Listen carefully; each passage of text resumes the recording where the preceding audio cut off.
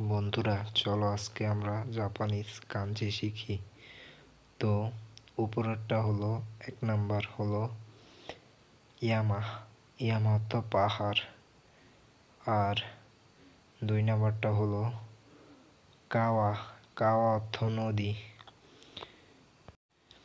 3 নাম্বারটা হলো কাকু। কাকু অর্থ লেখা।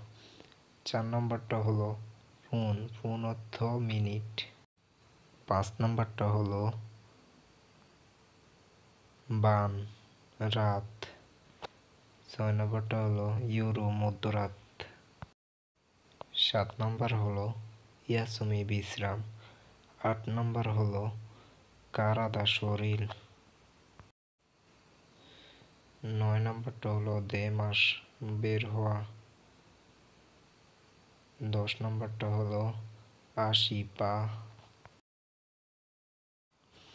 11 নাম্বার হলো নাকা, মধ্য।